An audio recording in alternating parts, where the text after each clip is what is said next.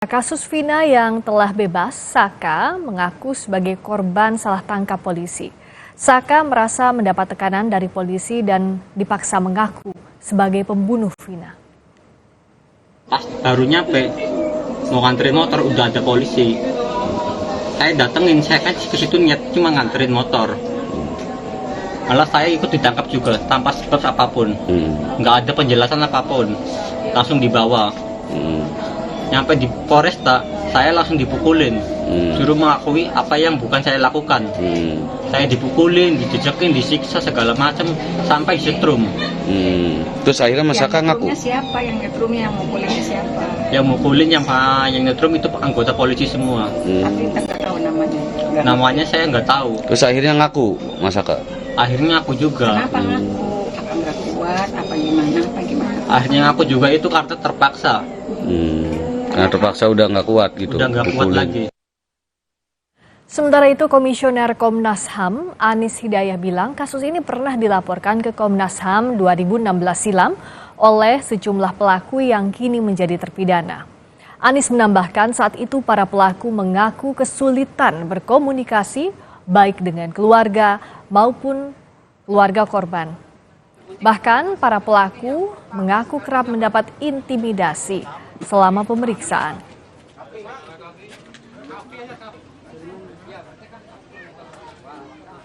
Memang kasus ini kan kasus lama ya, kasus 8 tahun yang lalu yang kemudian muncul atau viral kembali. Nah, seperti yang disampaikan Pak Uli tadi, bahwa sebenarnya kasus ini sudah pernah dilaporkan ke Komnas HAM pada tahun 2016 silam atau September, jadi pasca peristiwa itu. Jadi kuasa hukum dari 4 terduga pelaku gitu ya, Hadi Saputra, kemudian Suprianto, Eko Ramdhani, dan Saka Tatal, waktu itu memang melaporkan ke Komnas HAM terkait dengan beberapa hal. Jadi pertama adalah penghalangan bertemu dengan keluarga dan kuasa hukum. Lalu yang kedua, pemaksaan pengakuan sebagai pelaku dalam proses penyelidikan dan penyidikan, dan ada dugaan penyiksaan. Termasuk bentuk-bentuk penyiksaannya seperti apa itu disampaikan dalam pengaduan yang disampaikan kepada kami. Lalu seperti apa perkembangan kasus yang terjadi 8 tahun silam usai salah satu DPO Peggy alias Peron ditangkap? Kita tanyakan ke jurnalis Kompas TV Syahri Romdon di Cirebon, Jawa Barat. Syahri, hasil penggeledahan ini apa keterangan polisi dan keluarga Peggy yang terbaru? Ya, Friska, di studio keterangan kepolisian secara lengkap dan resmi terkait pasca penggeledahan belum kami dapati. Karena sampai saat ini kepolisian beralasan masih melakukan pendalaman terhadap Peggy yang kemarin ditangkap beserta 7 terpidana lainnya yang sampai saat ini juga sudah dibawa di Bandung dari Cirebon. Dan meski demikian kami, teman-teman yang bertugas di Cirebon berupaya untuk terus menelusuri dan mencari fakta apa yang sebetulnya menjadi rahasia atau bahkan yang tanda kutip bisa jadi disembunyikan dalam penanganan kasus ini. Kecurigaan itu muncul karena selama tahun ini belum juga tuntas. Apalagi kita mengingat beberapa hari lalu di hari Selasa, Polda Jawa Barat telah merilis 3 DPO Peggy Anjani. Yang keduanya saat ini belum diketahui apakah memang sudah ditangkap ataukah memang belum, atau seperti yang kami buka lagi berkas di tahun 2016 lalu bahwa ketiga orang ini berdasarkan data kepolisian yang kami lihat dari berkas-berkas kuasa hukum memang tidak memiliki data jelas.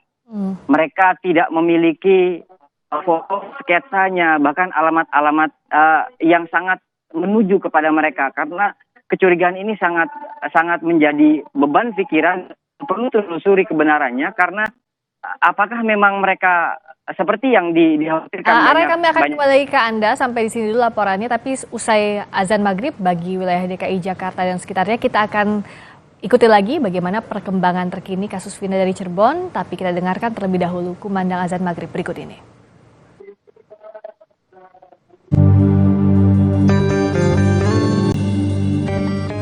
Selamat menunaikan ibadah salat maghrib bagi Anda yang menjalankan di wilayah DKI Jakarta dan sekitarnya. Sapa Indonesia Malam kembali dengan perkembangan kasus pembunuhan Vina di Cirebon, Jawa Barat bersama jurnalis Kompas TV Syahri Romdon. Syahri, tadi Anda menyampaikan bahwa ada sejumlah kecurigaan yang masih terus digali dalam kasus ini. Bagaimana kelanjutannya? Termasuk hari ini yang kami mendengar ada saudara AF yang dinilai sebagai saksi kunci terhadap kasus ini. Berdasarkan pengakuan AF yang telah diperiksa oleh kepolisian dan juga memberikan pernyataannya ke publik bahwa dia sempat melihat dan menilai ada kejadian pada saat itu dengan ciri-ciri sepeda motor dan lain sebagainya.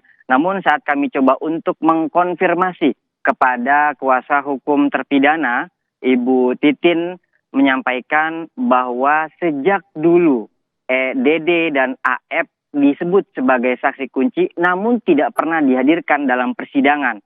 Sehingga akhirnya kemunculan DD dan AF, sementara ini masih AF, itu sangat menimbulkan kecurigaan. Belum lagi dengan beberapa nama yang akhir-akhir ini semakin terang didengar, semakin banyak sekali publik yang ingin mengetahui siapakah sebetulnya Linda, di manakah keberadaannya, apakah Linda itu memiliki keterkaitan dalam kejadian ini. Kemudian juga ada nama Lingga dan lain sebagainya. Tentu pihak kepolisian yang betul-betul mampu melakukan penelusuran terhadap kasus ini, mengingat Eki adalah anak dari seorang anggota polisi aktif pada saat itu dan sampai saat ini masih menjabat sebagai Polsek Kapetakan dengan pangkat Ibtu. Tentu publik juga ingin mendorong bahwa pihak kepolisian dalam hal ini penegak hukum juga dengan Rudiana sebagai korban dari anaknya yang dibunuh oleh kawanan gelegeng motor pada saat itu untuk mendorong membuka kasus ini secara terang benderang. Siapakah sebetulnya pelaku ini, bahkan dengan DPO yang terus dihembuskan dan diumumkan oleh kepolisian namun minim data. Sehingga akhirnya publik terus mendorong untuk menuju bagaimana muara akhir dari kasus ini sebetulnya. Priska. Jadi ditangkapnya tersangka Peggy ini dianggap belum cukup untuk mengungkap kasus Vina. Masih banyak yang ditunggu, termasuk juga keterangan sejumlah saksi kunci yang sampai saat ini belum diperiksa oleh kepolisian. Terima kasih Syahri Romdon, jurnalis Kompas TV dari Cirebon, Jawa Barat.